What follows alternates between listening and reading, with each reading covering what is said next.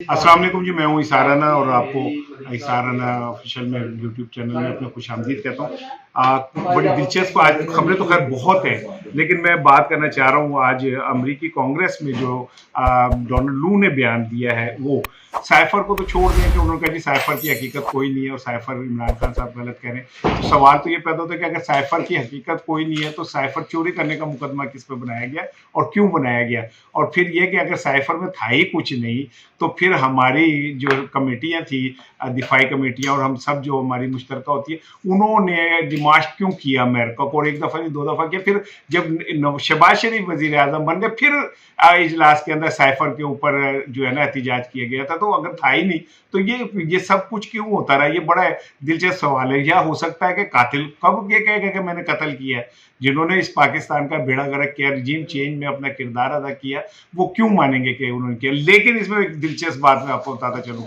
कि उन्होंने पाकिस्तान के जो इंतखाबी निज़ाम है उसको तो वाड़ वूड़ दिया ना।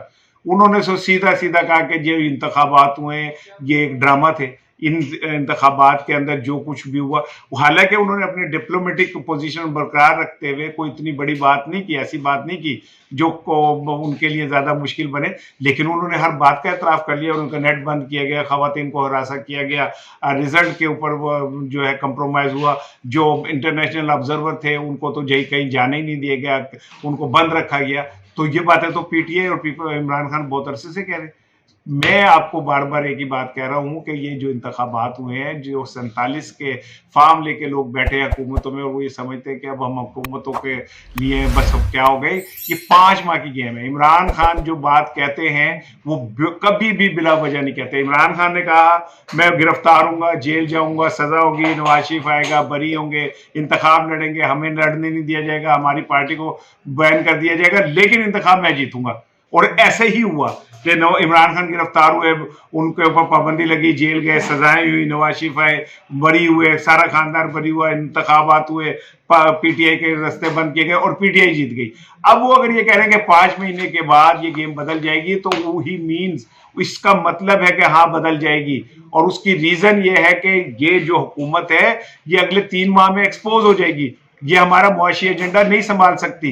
अमरीकी कांग्रेस में आज उन्होंने तशवीश का इजहार किया है और उन्होंने कहा कि मुआशी बहरान से पाकिस्तान जो है निकलना उसके लिए बहुत ज़रूरी है। इसका मतलब यह कि पाकिस्तान ऐसे मुआशी बहरान का शिकार है जिससे निकलना इतना आसान नहीं है, और इसकी कुंजी ना इसहाक डार के पास है, ना वो नए वजीर खजाना जो आए हैं जो हॉलैंड के शहरी हैं उनके पास है, ना किसी के पास है। इसकी कुंजी है एक ऐसी हुकूमत के पास जो अवामी मैंडेट के साथ सर उठा के फैसले कर सके। इमरान खान जो कह रहे हैं अगले 5 महीने में उनके केसेस भी खत्म हो सकते हैं, और उसके बाद ये पोजीशन हो सकती है कि वो जब बाहर निकले तो नेल्सन मंडेला या इमाम खुमैनी साहब से भी ज्यादा तगड़े होकर निकले, क्योंकि अमरीकी इंतखाबात भी सर पे है और ट्रंप जिस तेजी से अवामी पॉपुलैरिटी हासिल कर रहे हैं वो इस बात का मजहर है कि अगर वो आते हैं तो इस खित्ते की सियासत सारी बदल जाएगी, और ट्रंप और इमरान खान की दोस्ती को ढकी छुपी नहीं, ये भी 5 माह 6 माह की गेम है। तो ये सारी चीजें मिलाए तो आपको जो नक्शा नजर आ रहा है वो ये है कि इमरान खान जल्द आपके बीच में होंगे। अपना ख्याल रखिएगा। अस्सलाम वालेकुम।